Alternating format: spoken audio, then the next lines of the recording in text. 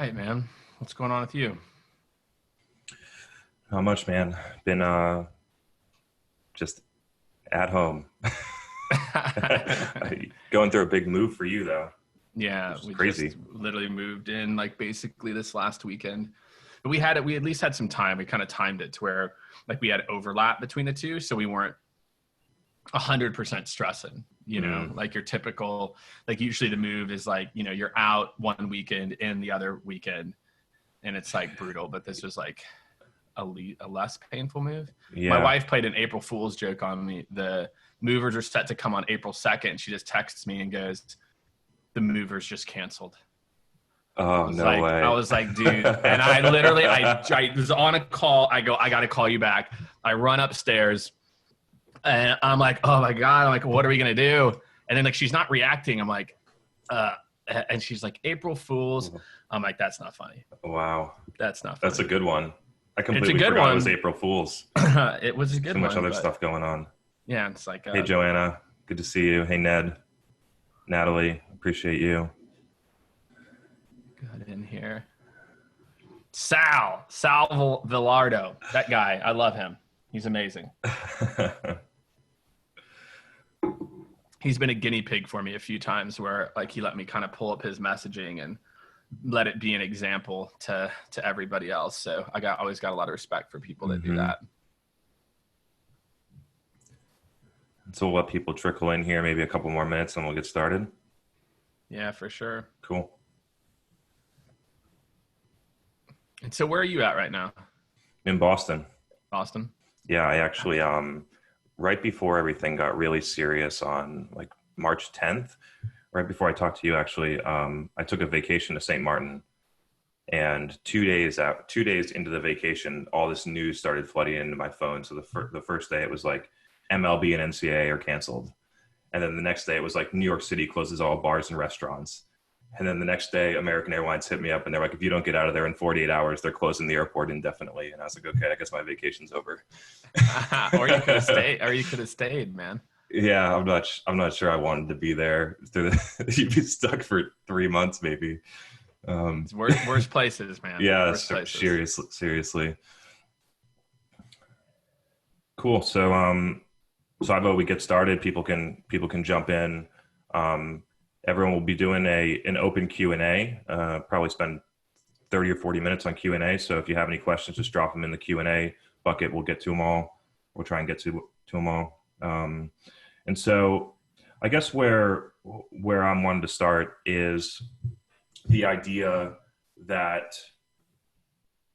the landscape has completely changed. And we actually had this, funny enough, we had this event planned before all this happened. But you and I have been going back about the idea of the predictable revenue model using SDRs and AEs and segmenting the roles. Yeah. And the idea that maybe there's a different way, specifically like SaaS companies or tech companies use that model a lot. Maybe there's a different, better way for a company to go to market.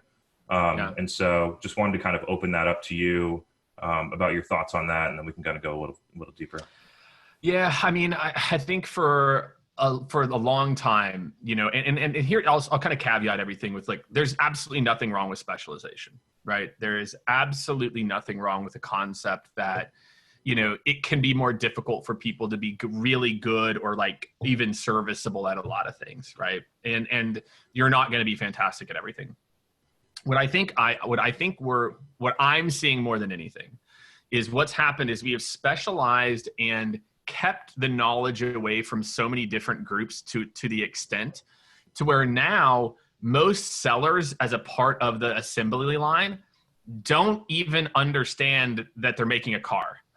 They don't understand that they're making a successful customer.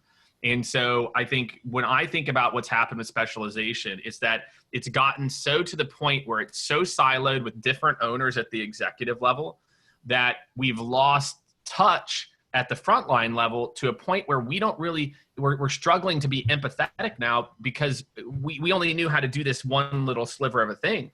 We didn't really understand what this customer's experience is going to be. And so, for me, whether we've got B2B video marketing, we've got people all over the place.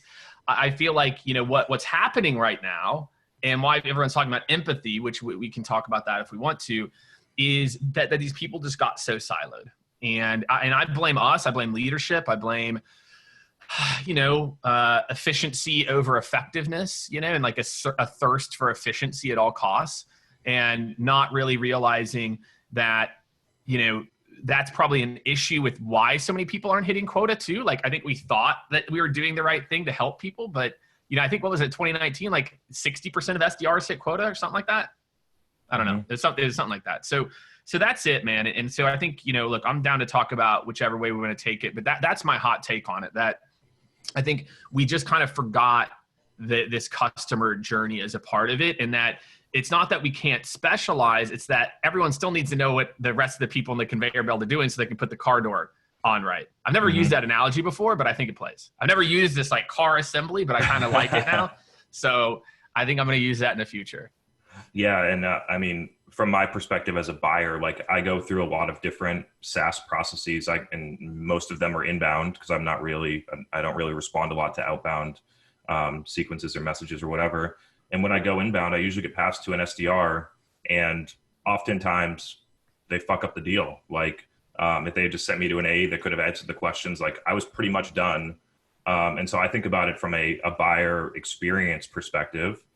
And then it brings me back to another experiment I ran. This is back in 2016. We just recently ran another one with a company and are seeing a pretty interesting result, which is that we started with inbound flow, and then we had data on that for 6 months going directly to AEs. And then the volume started getting so high that the organization wanted to start passing them to SDRs. Yeah. So then we started passing them to SDRs. The conversion rate to demos remained the same, naturally, because that's what that position is scored on. The win rates and the overall revenue decreased during that period. And that was in 2016. We ran that. We ran it again right now in Q1 with a different SaaS company, seeing the exact same results, which is, I think, really an interesting takeaway for people to think about doing. Most companies cannot actually run that experiment because the quality of their leads is so low and the volume is high that they need a triage. Yep. Which leads me to my core thesis of what I do, which is that none of the idea of going to a full cycle model is possible if you don't fix your marketing engine first.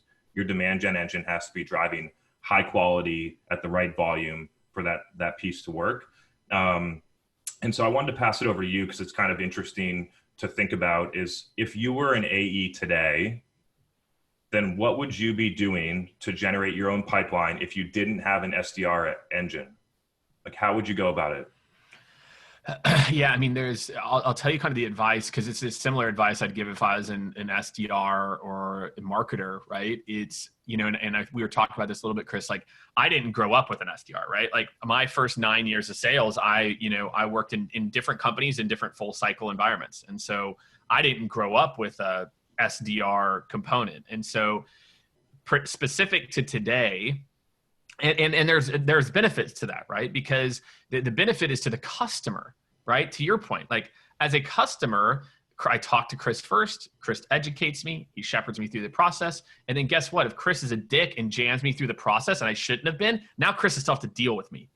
And the interesting part is like, Chris, like, we're talking a lot about the top of the funnel. I think it's actually the bottom of the funnel. I've got this radical idea about when we come on the other side of this, I want to move 100% of AE's comp plans to 50% on paid, 50% on power usage, whatever that is determined by your company, or once they get past initial adoption, whatever it is. Or if you want to go crazy, what I really think it should be on first year renewal. Mm-hmm. I think you should get 75% of your money now and 25% on first year renewal, because that's the only type of clients you should be signing, especially if you're in software. So anyway, I'm like digressing from the original topic here, but that's a whole other thing that, again, like I didn't have to deal with that. Like I knew that if I closed you, I had to deal with you. And I think that makes you rethink about, and HubSpot did a great job of this, but people just didn't copy it enough, where HubSpot would penalize you if people churned at different, years or segments within it. But if I was an AE right now, the advice is super simple.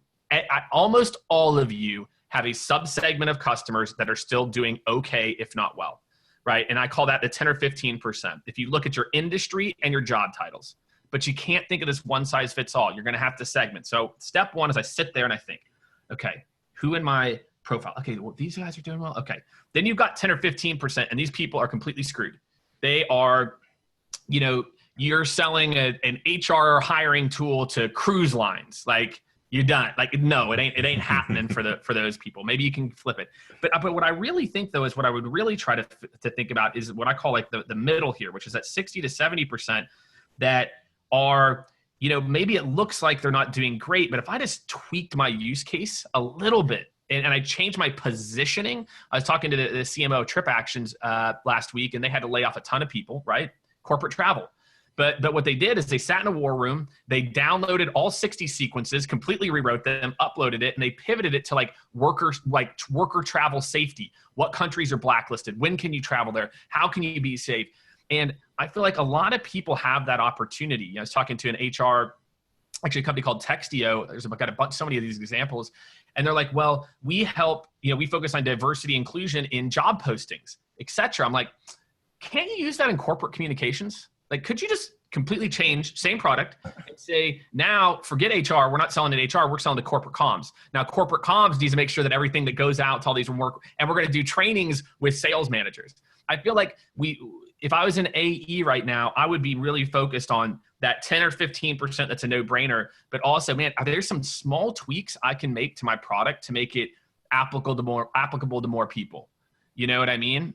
And so that's my high level there. And when I think about, like, if you were to move to a full cycle account executive model, it's feasible that your account executives wouldn't be prospecting the way that you are today. I actually believe that you'd have to be doing something differently in order for this model to be effective. Let's just pretend you're getting 50 to 75% pipeline contribution from marketing, which is what should be happening. And then you got to source between 25 and 50% of your own. And so if I was an account executive, I would not be sending a lot of email sequences and hitting the phones. And this is, debatable, right? Like, a lot of people have their own different ways of doing it. But I would be producing a lot of content, and I would be posting on LinkedIn, and I would be engaged. I would be spending 50% of my time on LinkedIn and the other 50% of my time selling. And I just don't think that, I think that companies are resistant to the model because they think that if they change the model, they just do it the same way with one less person. And so I kind of wanted to get your take on like, how, if you agree with that, and if you would do it differently given kind of like your sales background. I have a marketing background. Obviously, I'm going to lean toward content and LinkedIn and social. I think it's man, not or. Like, for me, I would just think, like, to me, posting and getting active on LinkedIn is just a no-brainer. Like, they're over reward people with just a few thousand followers too, because they want more people to contribute. So for me, I call LinkedIn kind of that mid to long game. You're building a reputation in your industry. And so you should be doing that 10, 15, 20% of every day. And then the other 80% playing a mix of like the long and short game. And so I feel like I would be doing sequences that were heavier awareness LinkedIn, that kind of felt a little more like marketing. And then once I'm on step 6 or something, and it's been 2.5 weeks where I've like connected with you, liked one of your pieces of content, engaged with a piece of content, then I see something relevant in the industry. And I say, look, hey, I know times are like XYZ in your space. You may be thinking about these things now. This is what we do. Let me know if it makes sense for a conversation. So I feel like if you usually don't set the meeting on the first call or two anyway. So in the same 2-week period, you could build some initial relationship capital before you reach out, or you could just hammer people and hope that by 2 weeks, a certain amount of people submit. So I feel like it's an or. Dude, and I got to be honest, man, I love the phone right now. My phone is ringing less than it ever has rang, ever. Like, there's so many salespeople that aren't making calls. And like, if you reached out to me and you're like, look, hey, Jake, I'd sent over, again, I followed you on LinkedIn. I saw a relevant thing. Look, and I know in your industry, this may be happening, but you got to know that. Don't reach out to people if you don't know what they're going through right now.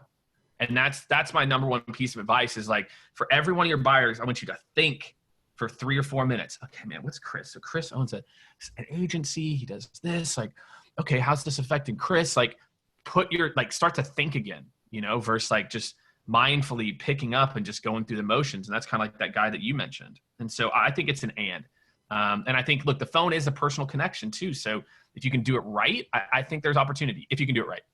If you can do it right. For sure. So just a reminder, everyone, drop your questions in, whether the chat or the Q&A box. We'll get to them, pick them out. And so, yeah, I mean, we can jump to questions now, Jake. If you have anything else you want to cover, I think it's the most valuable part of this. So we'll just kind of jump in. First one, I'll let you lead it, Jake, from Nikki. Hey, Nikki, how you doing?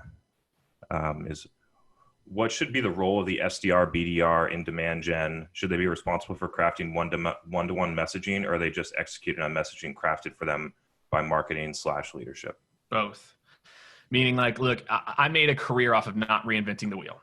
That if marketing shows me this messaging, Jake, gets 35% opens and 6% reply rates, and they've ran it through 800 people or 1,000 people, that's my baseline. I don't try to like create shit out of scratch. I know, and then I'm trying to beat it. So I think it's a combination of both. That I think what should be happening is marketing/sales development leadership should be aggregating insights into what's working at scale, and then helping people to understand either what to personalize, and then it's up to you as an individual.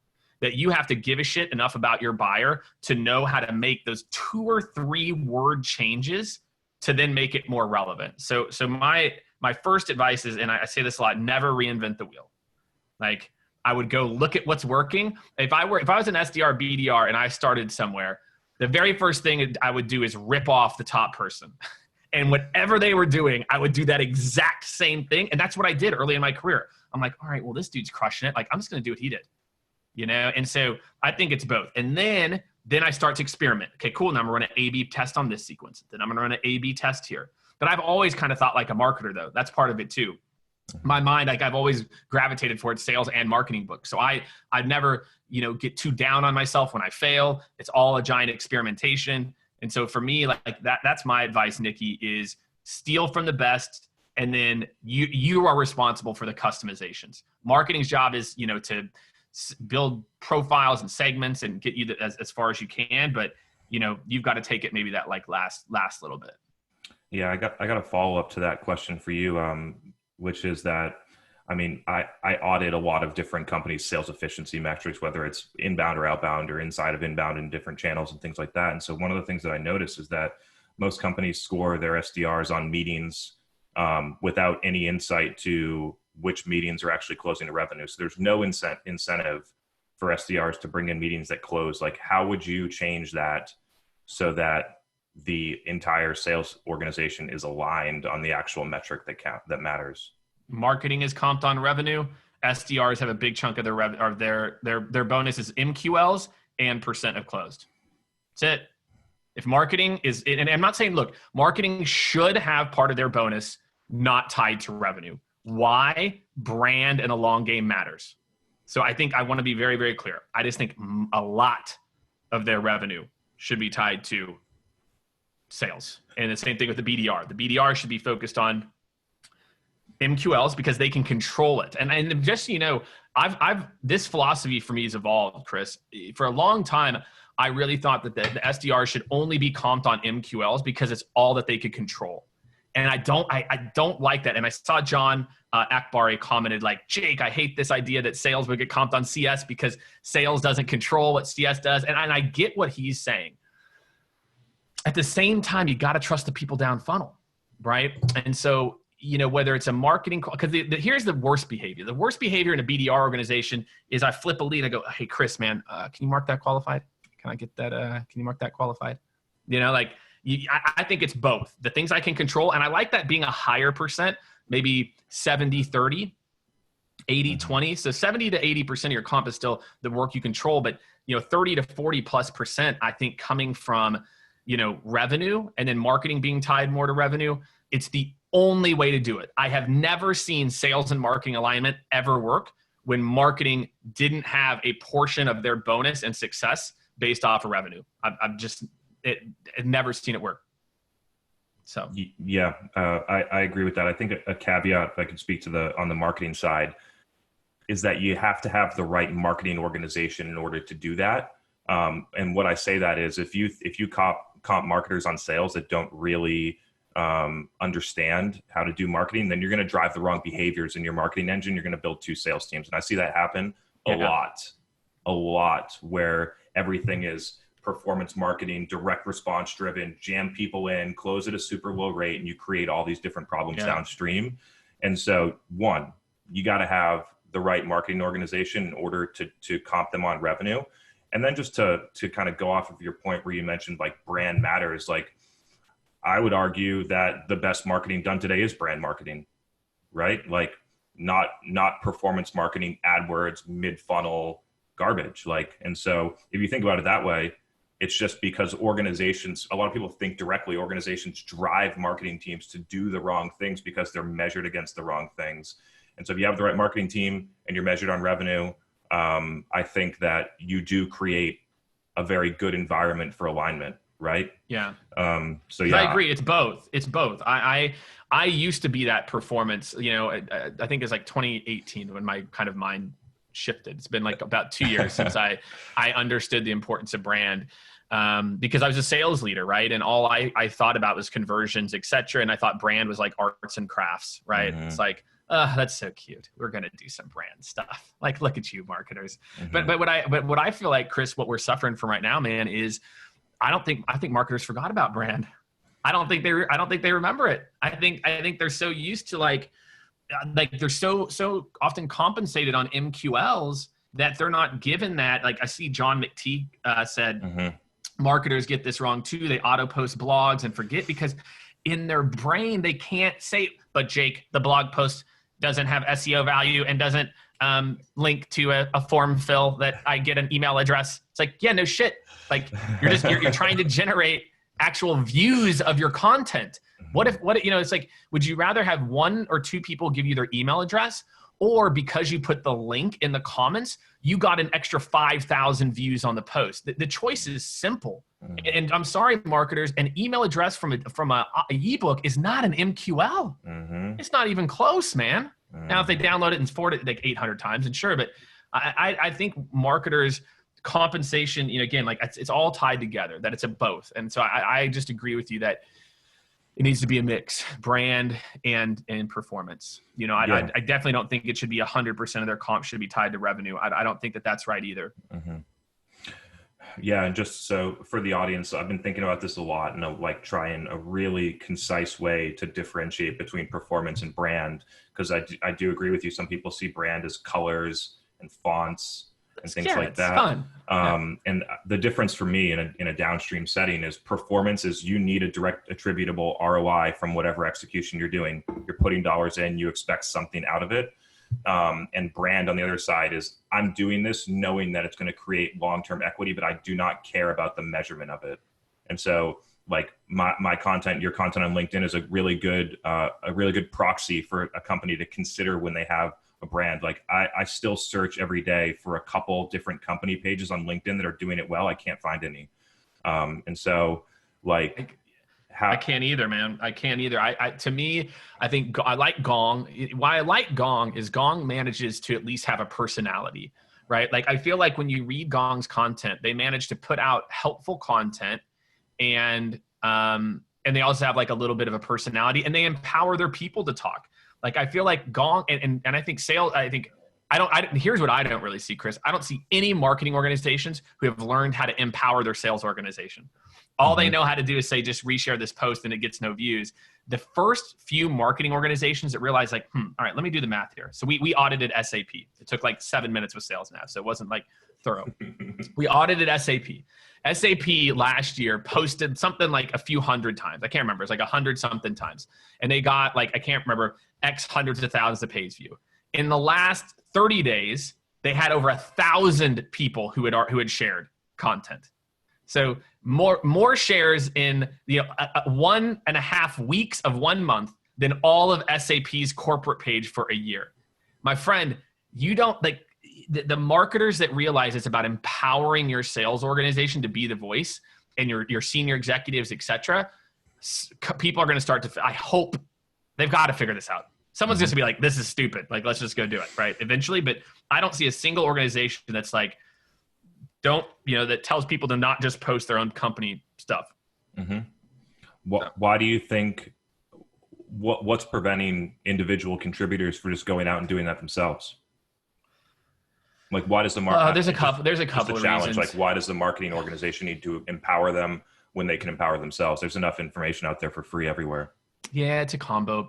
It's not an invalid point. Two things. One, ego. It's scary, dude. That look, sales is a very bro mentality. I call it what it is. And here's what happens the first few times you post. Man, look at Chris. What's Chris doing? Oh, he's posting his thoughts on the industry. Oh, he thinks he's some expert. And then you know what that person does? They don't post. And so I think what we see, and look, we do this for companies, right? So like we go in and work with the sales organizations to produce content and help them. And what we see is consistent. If we can give them the prompts of here's how you take a blog post and you just put your insights on it. Like this, not some cheesy ass social selling way, how to actually have an opinion on something, opinion that also happens to line up, right? You see them get over it. And then guess what? That first post does well. They're like, huh. And then once you get someone to post like 3-4 times, they're good. But I think that it's really, they don't know. They just imagine like they're 26, Chris. They've only been taught to reshare blog posts. Mm-hmm. It's scary. It's really, I think it's fear and marketing. And then so many people have had their hands slapped. Mm-hmm. That's the other side of it, man. I could not tell you how many DMs I get. Jake, I've been told to censor. Jake, I've been told this. Jake, I've been told that. Mm-hmm. This happened, that happened. So it's all that, man. And that's again, Nikki put Chris, leadership often discourages it. And that's the messed up part. Yep, totally. So we got another question from Christian, which says, and I think we'll both have some interesting thoughts on this one.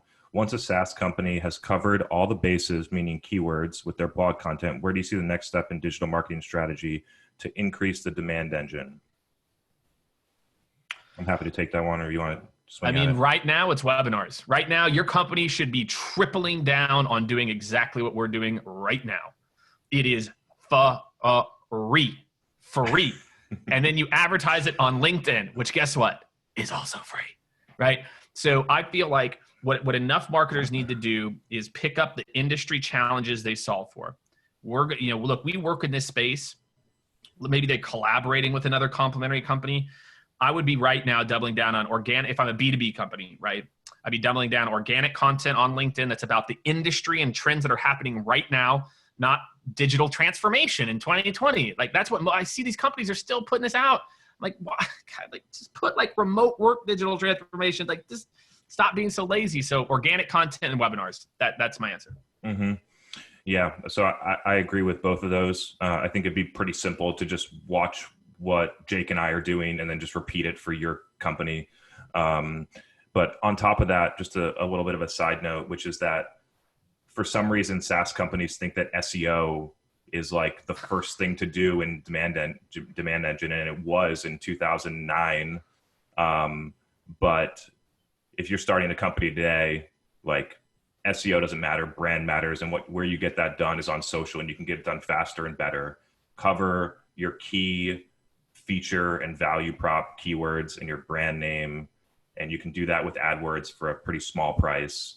So I mean, that's just my kind of hot take on that is like, I haven't focused on SEO since 2014. And why do they keep doing it though, Chris? All the things that we do continue to be successful. Why do they keep doing it, Chris? Because I mean, I can't tell. Like, why? Like, help me to understand. Why do most marketers think that SEO is the holy grail still? Mm-hmm. So I don't think there's a clear-cut answer. So I'll just kind of like throw out some things that I'm thinking that I see across a lot of different tactics for that reason. And I think this will be interesting, is that I think tech vendors push people into the things that support their value prop. So like, I think, the second thing is I think people do not audit the effectiveness of things once they're deemed working, right? And so like, big trade show booths is an incredible example I bring it up all the time. Like, yeah, they worked a lot better than they did. They worked a lot better in 1995 than they do now, and they cost a lot more. But for some reason, we still go to them and we pay more to go every year, and we do more stuff, and it just doesn't make any sense. And so I think the same thing on a smaller time scale is what's happening on SEO. It was a lot more effective in 2007 to 2011 timeframe than it is today. But people still kind of like hold on to it. So Would be interested to hear what you think, especially on the tech vendor piece, because like some of the things that I see getting like jammed down marketers' throats by tech vendors that I'm not sure like the right things are, like the way that tech vendors are practicing ABM is completely driven by the limitations of the technology of the platforms that they're selling. There is SEO. HubSpot has a core piece in their technology. I'm sure all the other vendors are supporting that. Yeah. The personalization trend right now is super interesting. Personalization at scale. Yeah, exactly. Which doesn't make any sense. It's actually no. It's real simple. You put it's personalization when you put the first name and the company name as that is personalization at scale. No. Yeah. So do you see that happening? I imagine on the sales side too. We see a lot of kind of like, I would shortcut bad behaviors created because of the tech that supports those pieces of our activities. Yeah, I think that's fair. Yeah, I think that's fair. Yeah, I mean, like sales engagement, for example, it's like almost an uphill battle at times where I'm kind of fighting with people on sales engagement is a container of activities you can do whatever you want in. It's not a proxy. Like if you're just going to send emails, like you just use Marketo or HubSpot or Pardot. Like, step one can be research on LinkedIn. Step two can be a connection request on LinkedIn. Step three can be an interaction on LinkedIn. Step four can be send them a box of candies. Like I feel like what people are struggling with too often is not realizing and it's because sales ops have only implemented these tools twice, maybe once for most. And so, I mean, like, look, it's good for our business, right? We've implemented like outreach and sales off like 230 plus times. So like we get it, but most companies, I think they see a send all button, Chris, and they're like, oh God, you know how much more activities we did versus quality of activities? Send all is she's a siren, right? Like send all is a siren, like trying to get you to crash against it's like a Ulysses reference for all of you out there, a little Homer, Iliad Odyssey reference for you. But it really is like, if you're going to ever hit reply all, marketing should be hitting reply all. Or, if most of your sequence activities is a send all, then that's marketing. Why have salespeople involved? So. Awesome. We got another detailed question on marketing, which says, in terms of revenue marketing, what are the gaps that you see today? And I'll just kind of like frame that up. Is that go for it. I'm not sure that like revenue marketing is the right way. Like all marketing should be revenue marketing, just not so directly, right? Not performance marketing, but all marketing should be geared toward driving awareness of the brand, creating consideration of the product that you offer to the right audience, and then driving revenue, like supporting sales through the pipeline and ongoing for renewals and things like that. So I just call it marketing. What are the gaps that you see today? This is kind of like a loaded question, so I'll kind of jump around in a couple different places. The first gap that I see today is just like not being able to give up on the things that worked 10 or 15 years ago, or even sooner. So like, and because you're not able to give up the $500,000 you spend on trade shows, it prevents you from creating a TV show that you produce on LinkedIn every day, which drives way more business long-term. Because if you just took that $500 or $500,000 and stopped going to trade shows, you'd have a lot more money and focus and resources to spend on content and social. So I think because that happens, companies don't actually know how to execute well on content and social. It's probably like the number one gap that I see overall. And the ones that try usually do it in the wrong ways. So it's either very performance driven, ads that say, come get a demo and fill out a form and stuff like that, or just very like broad things that don't really speak to an audience. Those are some of the things that I'm seeing. I think a lot of companies miss there. So yeah, what do you think? I mean, like, look, you're the marketer here, and you know enough about sales too. But I think that's right. And sales is the same way though, right? Like we hold on to what worked before, and think about it. The most recent sales methodology was invented off of what happened in 2008, 2009 in Challenger sale, right? And most of them are at least 20, 30 plus years old. So I think in sales, we're just as guilty for sure. Mm-hmm. This one you kind of already already answered. I'm browsing through here. If you see any, feel free to jump in as well. Yeah. Yeah. There's some good, I mean, there's some one, this one from Steve Watt, I'll take just real quick. He said, can it be the wrong people are, that the wrong people are historically hired as SDRs when the SDR role is seen as a path to AE, the skill SDRs never fully actualize. I actually think the role of the SDR as a path to AE was correct. Because what I've seen, I have seen people who do it right. You have an AE1 and you're just kind of handling this part. Then you learn how to have this much. And then before you get promoted, you take down smaller deals and then I move you. That's the only right path. If the path is instead, you don't ever get to take down a deal before you get promoted, then it's a waste of time. So I think, Steve, that the intent was correct, but that we just, again, like I said, we just kept shortening it. SDR can only do this. We can only trust him to have this part of the conversation, or that part. And it's like, that wasn't the goal. So yeah, my feeling on that as well is that oftentimes the skills that you develop as an SDR through the activities that you do don't actually help you accomplish an AE's role. Like, so to think that it's a training, I'm just not sure that you actually get trained on the skills that help you be successful in the next role. You could. It's like hypothetically, and like I think it did happen, right? And I think there were companies that do this, and there still is. Like I know the team at ZocDoc, for example, they do a killer job. They've got kind of SDR1, you learn this set of skills, and you grow to this set of skills, and you take down deals, and then you move over to AE. It's just like kind of lovely transition. And so, you can do it right, but like you said, you got to train, you got to invest in skills that may not feel applicable in their job today to set them up for success tomorrow. And I think because of tenure, I feel like training's at an all-time low for salespeople. We're just, they're only going to leave in a year and a half. So why are we going to waste time on them? I think there's a little bit of that too. Yeah. I don't know if this is the same question you got from Steve about being more effective if they hired more senior people. Is that the same one? No, different. Okay. Yeah. So Steve had another question I think is great. And I think we can spend quite a bit of time on this one. So do you think an SDR team could be effective if we hired more senior people, trained them better, paid them more, so they stayed longer, measured them differently, et cetera?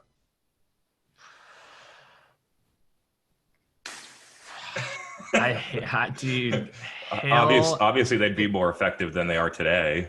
Dude, Colin Cadmus, I like Colin a lot, but I think he's crazy on this, man. Dude, are you fucking kidding me? No, get the fuck out of the role immediately.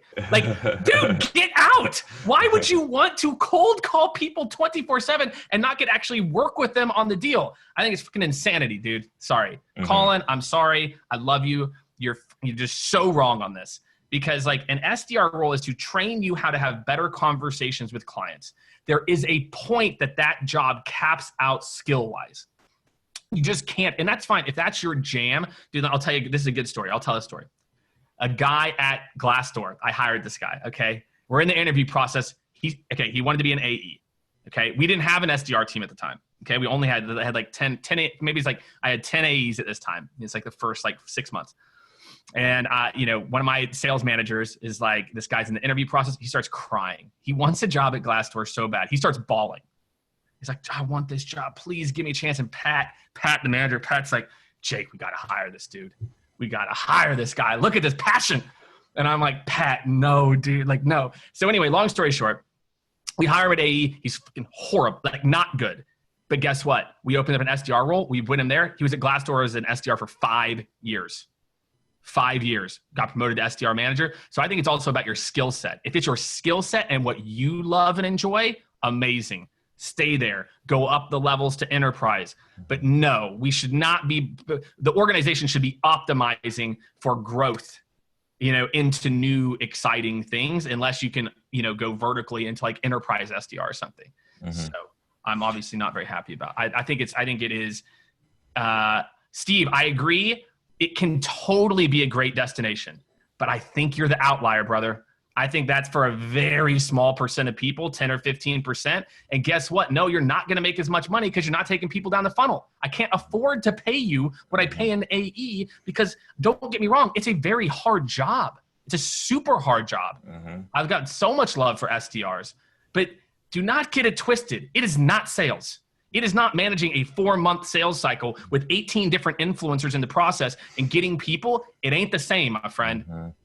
And so it can be a great destination. I totally agree, but I'm sorry, I can't ever pay you as much as I can because the jobs are so different.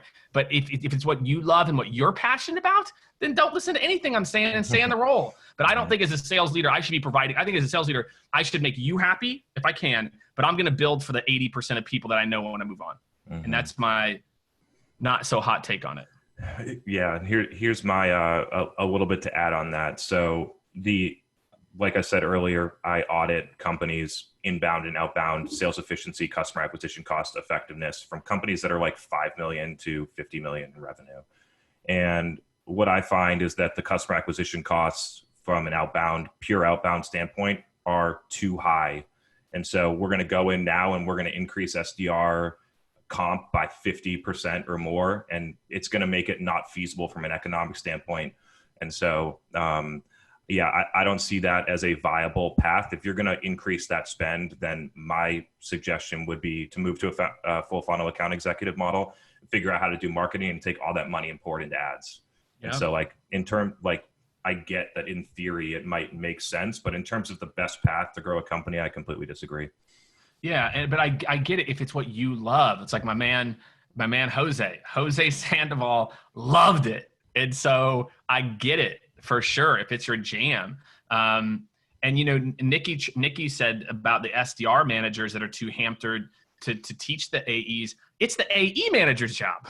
Like for me, I'll tell you what. So at Career Builder, and my team sold at Career Builder from 2007 to 2010. I was selling job postings between 2007 and 2010. I had the number one team 2 years in a row out of 25 teams. And you know how I did it? I went and trained the people below, the people in the SMB group. I went and spent 6 months of like, I want him, her, him, like as an AE manager.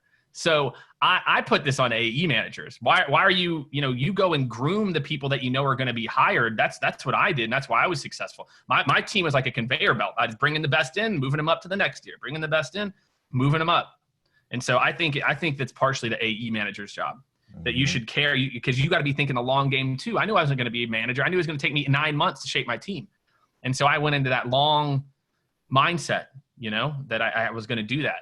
So. Right on. We got another one from Sal, which says, how much do you think the adverse reaction of trying new things is due to not wanting to fail? Sure, we could do better, but if we don't, what if we don't? I think that is where we have lost imagination in trying new things. I think it's probably 100% of it, 90% of it is that. But let me ask you this, like, would you rather get fired?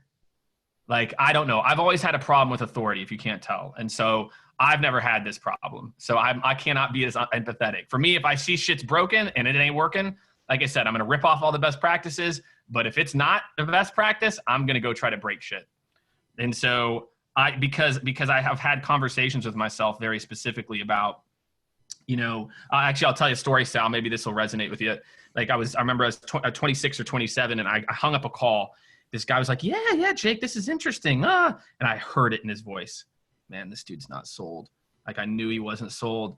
You know what I mean? And I was like, okay, yeah, great. And I hung up the phone. I was like, you pansy. Like you knew he wasn't sold. And I made a decision. I was like, I will never do negative self-talk to myself when I know I should do the right thing, even though it's a little bit more uncomfortable.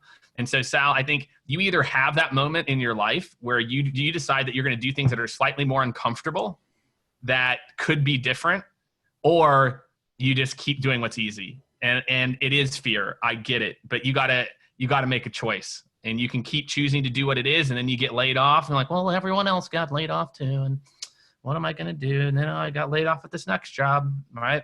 If you're always the guy getting laid off, guess what? You're the problem, right? If you're always the person getting fired or let go, it's not the company sucks, you suck, right? And not you, Sal. I'm sure you're a lovely guy. But I think you do have to look yourself in the mirror and say, do you care more about success, however you define that? It could be working 9 to 5 and spending time with your kids. Do you care more about getting uncomfortable to get successful? Or do you care more about the status quo and being comfortable? But I think it's impossible to be as successful as you want to be if you're not going to be uncomfortable. And if the world is constantly telling you that what you're doing isn't working, you got to start doing something else. Yeah, I got 2 extra things on this. One is I don't think I've approached the last 4 years of my life knowing that nothing is a failure. Like everything that I'm doing, I know going into it that a lot of things aren't going to work, and I'm comfortable with that, and knowing that I now learned that it doesn't work, and now I can move on and go do something else. And so the first thing I think is just changing your mindset around failure and thinking about it as a success. Yes.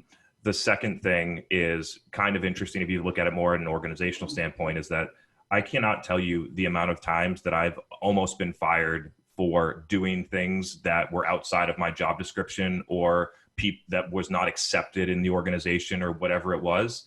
I've almost been fired, never have. And the amount of career trajectory it gave me for going that extra step and learning things that I probably would not have a company if I hadn't gone and done those things, was just super, super impactful and moved the business forward. Like people think about me at some of the companies I worked at, that I left a really good, a good mark on them by doing some things that were not usually accepted there. And so I think the first step is just figuring out what you want, and how far you're willing to go for whatever you define as success. It could be happiness, it could be starting your own company, it could just be making a little bit more money. You decide that, and then start to frame up in your mind that it's not really failure, and just go out and get stuff done. Yep. Cool. We got some questions over in the Q&A too. I see some people had dropped it over here, but we've got some good stuff in here too. Yeah, Nikki said it, like what you said, Chris. It's all data points. That's it. Like I never looked at it. I'm like, oh man, well that sucked because of this, or that sucked because of that. There's an interesting one. I think we can go back and forth on this, which is given the global scenario, what should sales and marketing align on? I mean, my feeling is that I actually don't see that much has changed if you were doing things the right way to begin with. Like my feeling on this whole global scenario and a business standpoint is that it's forcing companies to do the things that they should have done 5 years ago. It's forcing them, like we're in a digital environment, like maybe they should have explored remote work 5 years ago.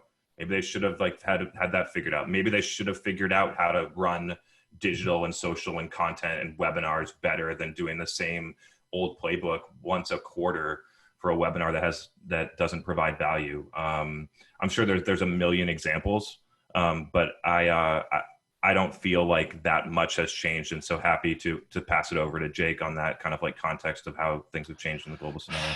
Well, I think that I think what sales can do to help is to pass information that they're hearing back to marketing. I mean, I think that's probably one of the biggest things. And like, but to your point, like you could have literally copied and pasted that soundbite, and I would have said the same thing a year ago. Right. Like, but I think now it's maybe more critical. And then also, like I said, I put those people in those three buckets. I think sales can also add some creativity to the mix, and not just, I was actually talking to a client of ours last Friday. I think the sales leader, the CEO joined the call too, is marketing, sales, the sales organization. And the sales team, the marketing woman, literally their head of marketing just started a week ago, right? So it's like, welcome, and they're talking about this. It's like, look, so marketing, I think you can be more of a challenger on the website. You can talk about remote work and things. They have like a collaboration tool for CS teams, and it's like very timely if you pivot to remote work. And then some of the sales teams and leaders were chiming in about, well, if marketing can do this, I'm like, guys, the fuck are you waiting for? You can just change the message. You see, they already have these articles. Just put remote work at the front and send that to the prospect. So I feel like sales don't just sit there, and marketing is not going to be your savior right now and like figure all this whole thing out for you. Like use your brain too. Like I think that you can pass information back and forth, but don't blame marketing that they didn't pivot fast enough. It takes a long time to pivot, and longer for some folks, right? Like, than other folks. So I think you can feed information back as much as you can. But that's probably the way that I think you can help the most. But don't wait for it. Don't wait for marketing to bail you out with some magic messaging that all of a sudden, you get 800 leads off of. Yeah, and just another point is that I think for a lot of people listening here, this time period is an opportunity to restructure or rethink about how you do things. Some of the things that pop up in my mind are, what are you going to do with the $750,000 that you were going to spend on trade shows and events in the first and second quarter? Like, what else could you be doing with that money? And I'm positive, because I've run it at enough companies, if you like went and figured out how to put that money into Facebook and LinkedIn ads and content and webinars and things like that, you would not be going to trade shows anymore. I just know it. So that's one opportunity. From an AE standpoint or an SDR standpoint, even like some of the things I recommend, figuring out how to produce content on LinkedIn every day, whether that's for prospecting or building your own personal brand, so you have some type of fallback if you do like have a reduction in force or anything like that. You can go and get a promotion or a different job or anything like that. Like I'd spent a lot of time thinking about that. Yeah. So just in general, I think like things are in some ways people would view this as things are slowing down. I think it's an opportunity to slow down, to speed up. So kind of just like audit the way that you do things right now and where you could get better. I think it's an opportunity. Yep. The stream of questions has stopped. We still got some over here from the Q&A. If you click, there's that Q&A. There's a couple here that we could try to tackle. We can maybe take a couple more. Ben Harbert, what's up, Ben? Ben says, for the salespeople that don't adapt, will they become obsolete as a result of others leveling up, or will technologies replace them to give more bandwidth to sellers taking personalization seriously? What are your thoughts? As kind of coming up from the other side.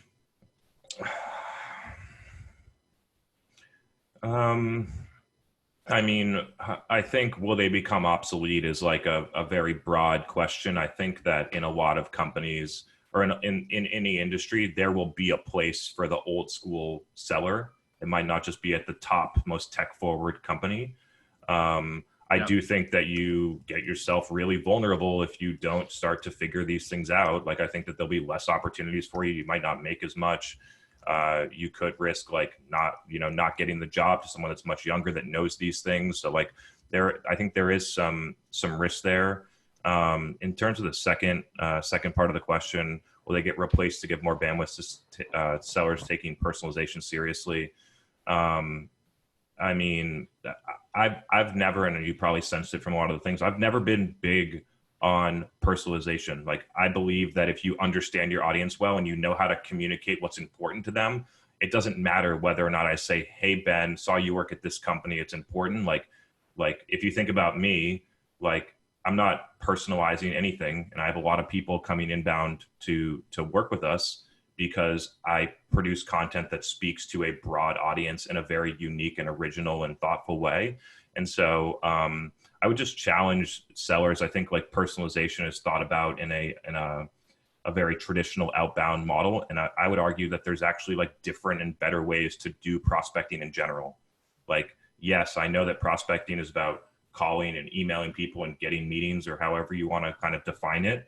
But what if you flipped it? What if you flipped it on its head and started, doing a webinar like this once a week for your buyers and interviewing one of your like top either prospects or customers every week about the things that they care about, instead of trying to like just send them an email to get a meeting? Like, what if you completely shifted the way that you do it? I mean, if you look around and you think about it, like, Jake is a salesperson.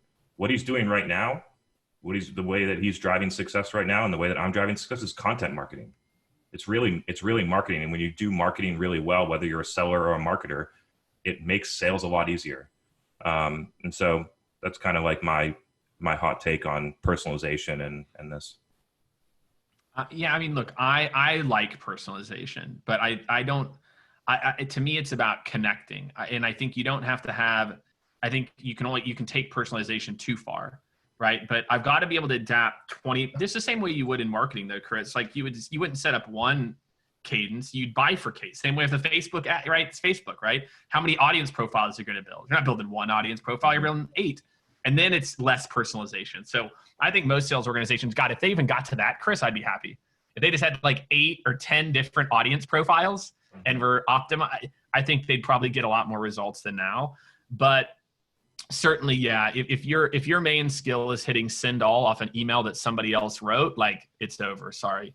Like, I mean, that should be somewhat, exciting for you. Don't do it. If you're at a job, that's what your boss wants you to do, quit. Machines are really good at learning whenever you hit send all. And so if you're just hitting send all and you're doing optimization, right?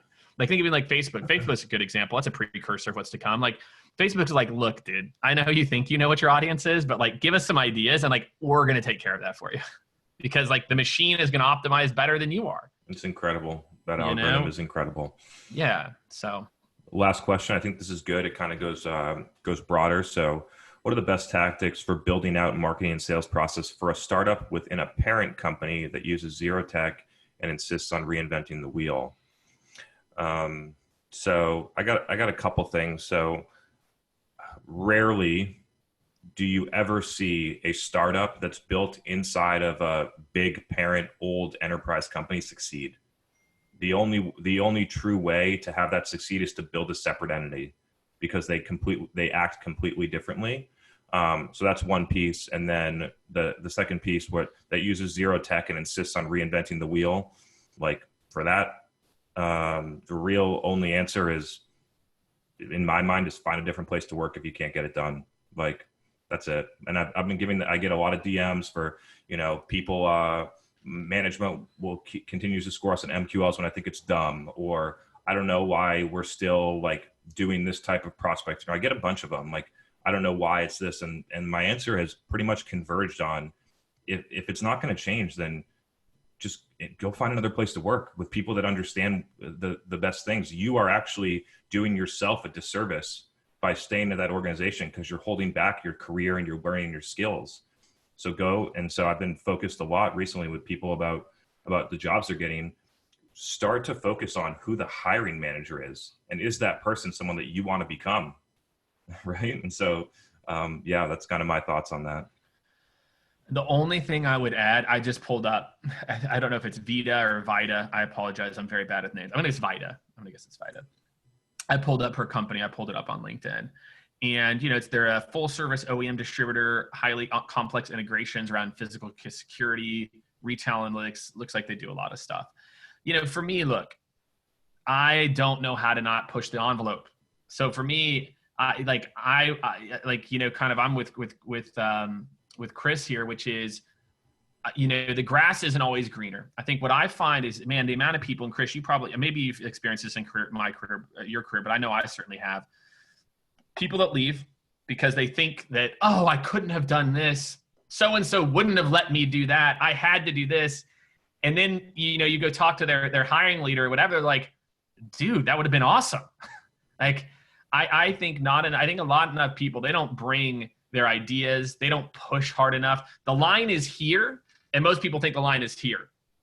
And so if they would just go to here, their boss might listen to them. But I feel like it's only until you have truly proactively pushed and said, no. And then you had, again, like, what's the saying? Yeah. Sell first, ask questions later, or, do first and ask for forgiveness later. You do a few things, and then you keep getting your hand slapped, even though it's the right thing, then you leave. But don't leave before you give it 100%. That's my number one advice to anyone in a role like this. And what I worry about when I see a question like this is like, are you giving 100%? Like, have you been proactive? Have you been proactive and your boss slapped your hand 5 times? Not like, I know I tried it once and they said no. Like, no, that's not good enough. That's not managing up. Part of your job as you go from job to job is to manage up. Especially as you move up in your career, it becomes more of a part of your job. So that would be my one I want to challenge you on, is like, if you feel like you've done it and then you've got your hand slapped and they're on the verge of firing you, then that, that's when I know I've given it all to an extent. Sometimes great answer. Too far. All right, dude. That was fun. Yeah, that was fun. Thanks everyone for joining. There'll be a recording of the webinar. We'll throw it up on YouTube and probably post some clips on LinkedIn. Appreciate the questions. Hope you all got a lot of value out of this, and pass off to Jake if he has some final words. Awesome. Thanks everyone. I appreciate you tuning in. This is fun, dude. We got to do this again. Yeah, man. Let's do it. I hope you have a good time with the rest of the move. I will, dude. I've got like boxes and discuss over here. Yeah. I got a TV mounted over here. TVs are going up soon. Got a TV mounted. I got a couch over here. Some of the office is starting to take shape. Just hung up these right beforehand. Ali Ray on my team is like, Jake, you can't show up with a white wall. I'm like, fine, whatever. Yeah, the map looks good. Yeah, that's right. This is all the baseball. I've been to all 30 baseball stadiums, and so this is okay. There's pens in here. I went to Miami was my last September. So do you think they got to start changing up the rules of baseball to make it more interesting for people? So I played baseball in college. Like I played baseball all my life and loved it. And I cannot watch a full baseball game anymore. Like I go to the game, like I went to a Cubs game maybe a year ago. Yeah. And I wanted to leave in the 6th inning. It's just so boring. Yeah, well, like they're trying to speed up. I think here's the thing. I'll tell you why I like baseball and why I went to all the baseball stadiums and not the football stadiums. I have no interest in seeing anyone but the Kansas City Chiefs play. If you're like Jake, I'm well aware. I've got no interest unless you want to see the Kansas City Chiefs play. But for baseball, it's because of that I like going to the stadiums because I'll like get up and I'll walk around and I'll have a beer and I'll hang out and I can watch 2 random teams play baseball. Not on TV. It's got to be the Royals if it's on TV. Yeah. But yeah, that's I think why I like baseball is like it's good. Like, I've got 2 kids now, like it's family friendly. But no, you're right. I get it, man. I get it. I don't know what else to do, man. I don't know what else to do. We got to chop it up at some point about the NFL now that my team is 1 goat down. We'll see, man. I mean, for you guys, look, just remember what it was like in '96 or whenever the last time. I remember my family had season tickets back then. I would go and watch Bledsoe suck every week. So you guys would suck it up. Boston fans are the most spoiled fans. John Barris had the best post of all time. This is like November of this year. And then John posted this on Instagram. He's like, it's been a whole 100 days since we won a sports championship. I'm like, fuck you, dude. Hey, look, we're kind of spoiled in Kansas City. Look, we've won 2 in the last 5 years, right? We got a World Series, we got a Super Bowl. I'm feeling good. We got the beginning of a dynasty in Kansas City, returning 10 of our 11 offensive starters. I like that. Yeah, you guys are on the up and up. I think you're probably the most dangerous team in the AFC this year. I like it. All right, man. All right, everyone. Awesome to see you. Thanks for tuning in. Everyone. Yeah, you too, bud. See you later. Bye.